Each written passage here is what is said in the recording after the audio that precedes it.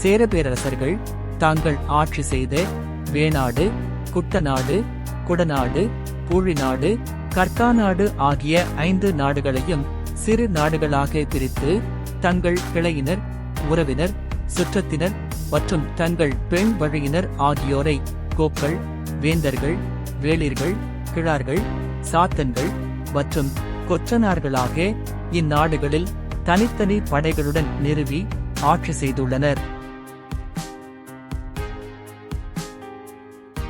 சேரர்களின் படைகளானது யானைப்படை, குதிரைப்படை, தேர்ப்படை, காலாட்படை, ஊழிப்படை, தூசிப்படை, மருத்துவம், இசை, நாட்டியம் என பல வகைகள் மட்டுமல்லாமல் அகப்படை, புறப்படை என பல நிலைகளையும், மூலப்படை, கூலிப்படை, வன்படை, காணப்படை என பல பிரிவுகளையும் வகுப்புகளையும் கொண்டது.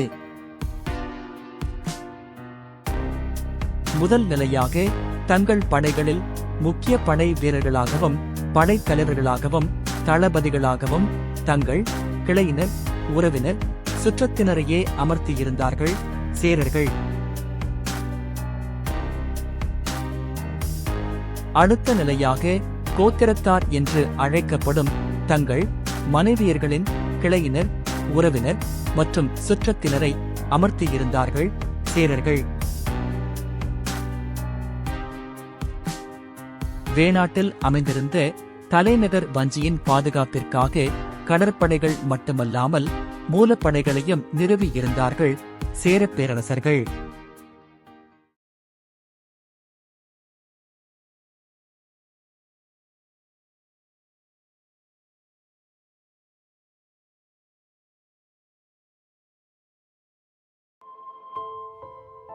கோக்களான சேரப் பேரரசர்கள் தங்கள் கிளையினர், உறவினர், சுற்றத்தினர் அடங்கிய மூலப்படையினை வஞ்சியில் ஒரு இடத்தில் நிறுவி அவ்விடத்திற்கு கோதன்விளை என்று பெயரிட்டிருந்தார்கள். பல ஆயிரம் வருடங்கள் பழமையான அந்த ஊரின் பெயர் மாறாமல் இன்றும் கோதன்விளை என்றே நிலைத்திருக்கிறது. படை வீரர்களும் படைத்தலைவர்களும் தளபதிகளும் போர் தளவாடங்களும் ஆயுதங்களுமாய் இயங்குபடை எவரமோ டியாங்கனும் ஒலிப்ப என்று இளங்கோவடிகள் குறிப்பிட்டது போல பரபரப்பும் அரவமுமாய் இருந்த கோதன்விளை இன்று இவ்வாறாக மாறியிருக்கிறது.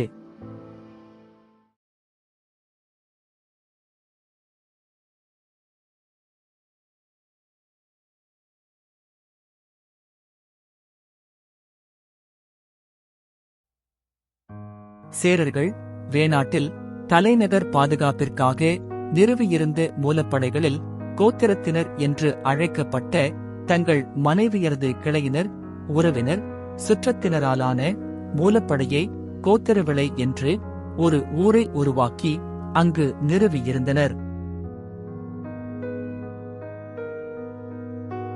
பல ஆயிரம் வருடங்கள் பழமையான அந்த ஊரின் பெயர் மாறாமல் இன்றும் கோத்திரவிளை என்றே நிலைத்திருக்கிறது.